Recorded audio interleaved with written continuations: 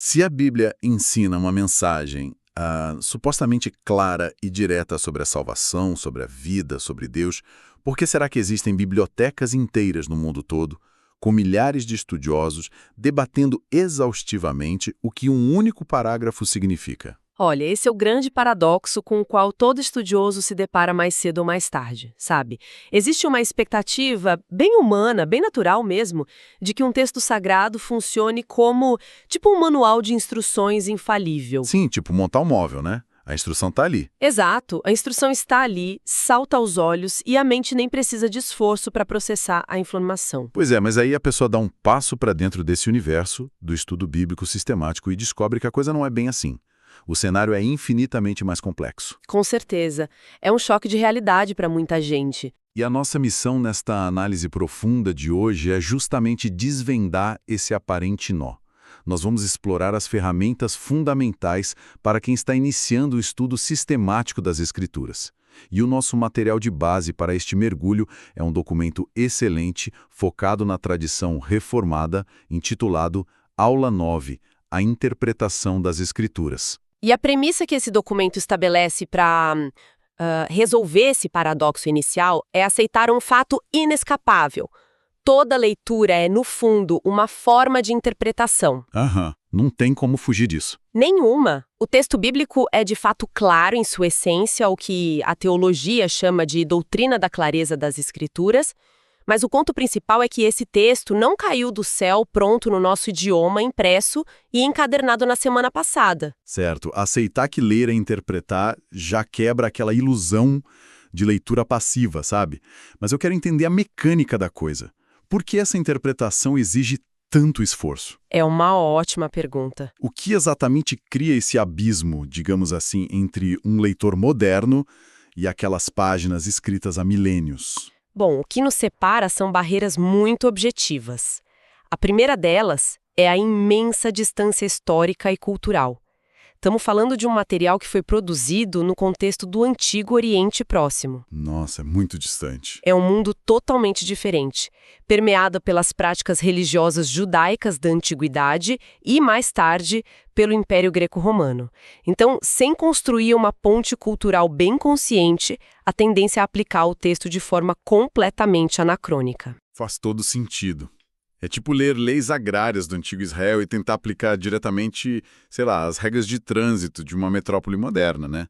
Não vai funcionar. Não mesmo, é uma colisão de mundos. Mas, além da cultura, imagino que o idioma seja uma barreira ainda mais intransponível para a grande maioria das pessoas que nos ouve. Sem dúvida, essa é a distância linguística. O original não foi escrito em português, inglês ou espanhol. Ele foi escrito em hebraico, aramaico e grego antigo.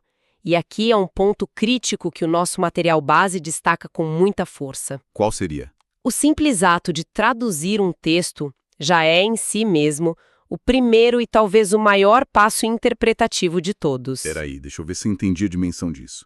O simples fato de eu abrir e ler uma Bíblia em português significa que eu já estou lendo a interpretação de alguém. Exatamente isso. Quem traduz precisa constantemente fazer escolhas. Frequentemente, uma palavra no grego não tem um equivalente perfeito e único no português. Ah, claro. Não é uma matemática exata. Não é. O tradutor precisa analisar o contexto e decidir qual palavra na nossa língua captura melhor a intenção original daquele texto. Então a tradução nunca é puramente neutra, sabe? Ela já carrega toda uma interpretação teológica e linguística. Caramba, isso muda bastante a perspectiva de quem estuda. Então nós temos a barreira do tempo, a barreira do idioma, mas mesmo se alguém fosse um poliglota fluente em grego antigo e vivesse em Roma no 1º século, ainda existiria confusão, certo? Sim, porque ainda sobraria outra camada. Porque se essa pessoa tentasse ler um poema romântico achando que é um contrato de aluguel, ia dar tudo errado, não é? Perfeito, e essa é a distância literária. A Bíblia não é um livro com um estilo monolítico. Ela é uma biblioteca gigantesca. Ela contém narrativas históricas, tipo no livro de Atos, tem poesias carregadas de emoção, como a gente vê nos Salmos, discursos proféticos lá em Isaías, e cartas que são puramente doutrinárias, como Romanos. É muita variedade para ler do mesmo jeito. Exato. Cada gênero desses exige uma lente diferente. Ninguém deve interpretar uma metáfora poética com a mesma literalidade, sabe, dura, com que interpreta uma lista de leis civis. Certo. Vamos desvendar isso. Como a própria Bíblia lida com toda essa dificuldade? Há algum reconhecimento interno de que o texto precisa ser, decodificado dessa forma? Totalmente. A própria Escritura tem plena consciência de que ela exige explicação. O documento cita Neemias, o capítulo 8, versículo 8. Quando a lei foi lida para o povo, o texto diz expressamente que os mestres leram no livro, explicando o sentido. Ou seja, só ler em voz alta não bastava. A mera leitura fonética não era suficiente, eles precisavam dar o sentido. E no Novo Testamento, lá em Lucas 24, nós temos o próprio Cristo no caminho de Emaús. O texto relata que ele precisou expor e interpretar as escrituras antigas para os seus próprios discípulos para que eles entendessem. Então, a figura do intérprete é validada pelo próprio Cristo. Mas, se o abismo histórico, linguístico e literário é tão real, o que acontece quando alguém simplesmente ignora tudo isso? Aí o problema fica sério. Digo, quando ocorre aquela tentativa de fechar os olhos, pular o abismo e fazer uma leitura, digamos, totalmente inocente e desprovida de qualquer técnica? É bem nesse ponto que nós passamos de uma dificuldade natural para um perigo espiritual grave. A leitura que ignora essas distâncias raramente resulta num erro inofensivo, sabe? Ela causa estragos reais. Sim, muitas vezes ela culmina numa distorção deliberada. A segunda carta de Pedro, no capítulo 3, alerta de forma bem dura que existem pessoas ignorantes e instáveis que deturpam as Escrituras. E a palavra deturpar aqui traz aquele sentido de torcer algo até quebrar. Mas por que a mente humana faz isso? É só falta de conhecimento técnico de quem está lendo? Não é apenas falta de técnica. E esse é um ponto teológico bem profundo da tradição reformada. A queda afetou o intelecto humano. Interessante. É o que a gente chama de efeitos noéticos do pecado. As inclinações humanas tendem naturalmente a distorcer a verdade para acomodar os nossos próprios desejos. Entendi. Então, o leitor desatento ou até mal intencionado vai inconscientemente entortar o texto para que ele diga o que é mais confortável e não o que de fato exige submissão. Essa inclinação natural para o erro fica muito clara no exemplo que as nossas fontes trazem sobre as tentações no deserto, não é? Onde a coisa toma uma proporção enorme. O que é fascinante aqui é o uso indevido do texto sagrado pelo próprio Satanás. Lá no relato de Mateus, capítulo 4, o diabo cita o Salmo 91. E ele faz isso citando as palavras corretamente com uma exatidão impecável. Sério, palavra por palavra. Palavra por palavra. A leitura mecânica que ele fez foi perfeita, mas a interpretação e a aplicação foram absolutamente corrompidas. Foi uma tentativa de forçar Jesus a testar a Deus usando a Bíblia. Nossa, esse exemplo é um choque de realidade. Porque se o inimigo consegue usar a citação correta, literal, mas com um sentido totalmente pervertido para tentar causar a queda, significa que ter os versículos decorados na cabeça não protege ninguém. Ninguém mesmo. Não garante compreensão. A grande questão nunca foi apenas se lemos o texto, mas como o interpretamos, né?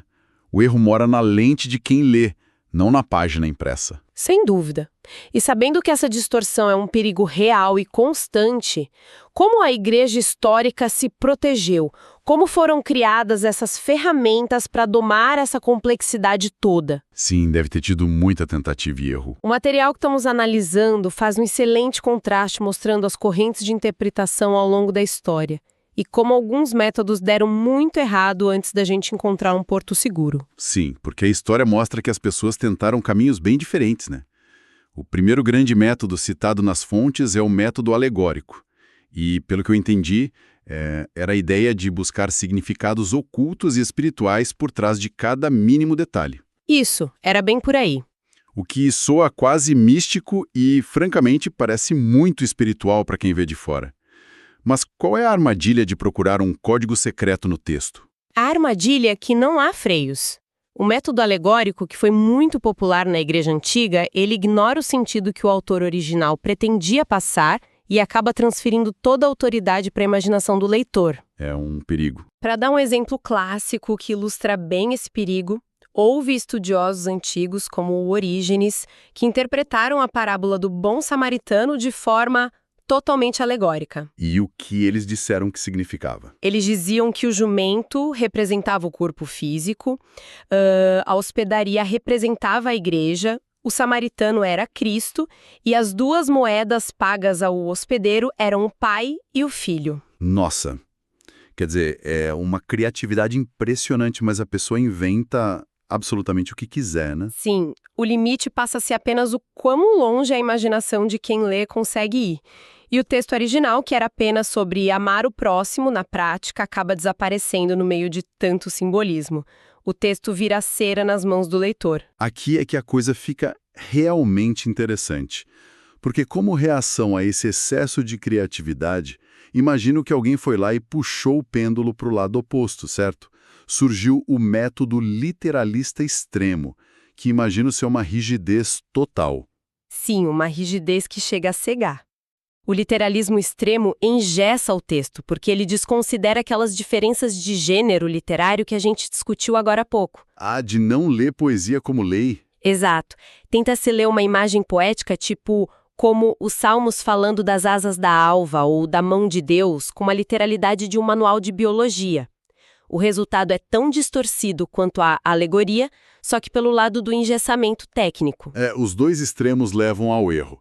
Mas então, se a alegoria é uma viagem sem freio e o literalismo extremo é um robô sem alma, qual é o ponto de equilíbrio? O documento apresenta a solução que foi adotada na Reforma Protestante, não é? Isso mesmo. A solução é o chamado método histórico-gramatical. Esse é o caminho defendido pela tradição reformada para um estudo sistemático confiável de verdade. E qual é a base dele? A premissa inegociável do método histórico-gramatical é que a escritura possui um sentido objetivo. O reformador João Calvino enfatizou fortemente que o verdadeiro sentido da escritura é única e exclusivamente aquele que o autor inspirado pretendia comunicar.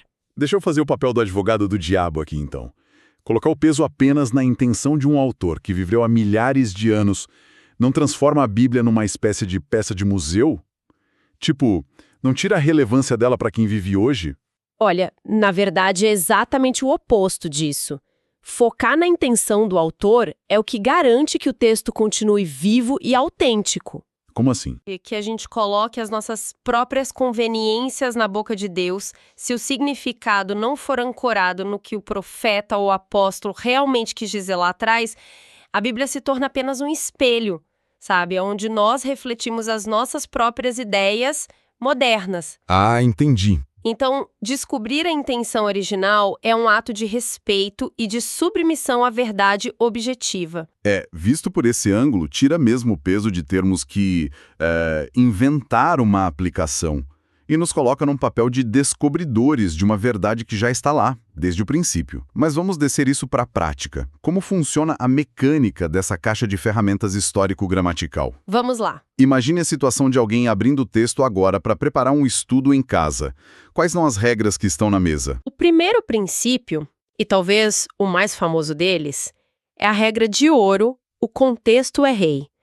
Jamais se deve isolar um versículo. E o nosso material base nos ensina a olhar para esse contexto em camadas. Camadas. Como funciona essa análise em camadas na prática? Pense nisso como montar um quebra-cabeça. É como olhar para uma única peça vermelha isolada. Você vê a cor, mas não sabe do que se trata a imagem. O primeiro passo é o contexto imediato, encaixar as peças que estão imediatamente antes e depois dessa peça vermelha. Certo, os versículos vizinhos. Isso. Depois vem o contexto do livro. É como olhar para a imagem na tampa da caixa do quebra-cabeça e entender se aquele livro, como um todo, é sobre um caminhão de bombeiros ou sobre uma maçã vermelha. Para não confundir as coisas. Exato. E, por fim, o contexto de toda a escritura, como esse pedaço específico se encaixa na grande narrativa bíblica. Uma metáfora excelente, de verdade. Se a pessoa olha só para a peça vermelha e cria uma tese inteira em cima dela, a chance de afirmar que uma maçã é um caminhão de bombeiros é colossal. É o que mais acontece, infelizmente. E qual é a próxima ferramenta dessa mecânica de interpretação? É o princípio de que a escritura interpreta a própria escritura. Mas como isso funciona na engrenagem do estudo? A Bíblia meio que conversa com ela mesma? Exatamente isso. Funciona assim, quando nos deparamos com um texto muito obscuro, poético ou de difícil compreensão, nós devemos buscar textos que tratem daquele mesmo assunto de forma clara e didática e usar esses textos claros como âncoras. Tem algum exemplo disso? Sim. Por exemplo, se uma imagem altamente simbólica, lá no livro do Apocalipse, parece contradizer um ensino doutrinário cristalino que o apóstolo Paulo escreveu em Romanos, nós usamos a clareza de Romanos para balizar e interpretar o mistério de Apocalipse. O texto claro sempre ilumina o texto obscuro. Isso cria uma harmonia incrível, né? Mostra que a mente por trás da biblioteca inteira é uma só. E, além do contexto e de cruzar as passagens assim, o documento foca muito na gramática. Temos um estudo de caso nas nossas fontes que eu acho simplesmente espetacular. Lá no livro de Gálatas. Sim, Gálatas capítulo 13, versículo 16. É a prova cabal de que a gramática carrega muito peso teológico. Como ele constrói isso? Pura e simplesmente no fato de que no texto de Gênesis, a promessa que foi feita a Abraão usava a palavra no singular descendente, apontando especificamente para Cristo, e não no plural, descendentes, o que apontaria para uma grande multidão. Ele usa só o número da palavra para provar o ponto. Sim, Paulo usa um número gramatical, o singular, para provar que Jesus era o alvo exclusivo daquela promessa. É de explodir a mente. Uma única letra no final da palavra, a diferença entre o singular e o plural, sustentando um argumento inteiro sobre a salvação. Isso levanta uma questão importante, porque ecoa muito forte aquela instrução de Paulo na segunda carta a Timóteo de manejar bem a palavra da verdade, não é? Com certeza. A expressão manejar bem, lá no idioma original, transmite a ideia de um artesão cortando algo em linha reta, com precisão quase matemática. Exige um esforço deliberado, um cuidado técnico e fidelidade ao material. Ler a Bíblia não pode ser um exercício desleixado. Concordo plenamente. Agora, eu preciso confessar um receio aqui. Ouvindo toda essa exigência de técnica, entender contextos culturais, cruzar textos, dissecar raízes gramaticais no grego, investigar a história, nós não corremos o risco de esvaziar a experiência de fé? É um medo muito comum. Porque, o estudo bíblico não pode acabar virando algo muito árido, apenas um mero exercício acadêmico para intelectuais. Esse é um risco real, sim. E é a atenção mais bonita que o documento resolve para nós. A resposta para isso é o conceito teológico da iluminação. Iluminação. Isso. O estudo bíblico nunca é apenas um exercício intelectual. Ele exige ativamente a obra do Espírito Santo na mente de quem estuda.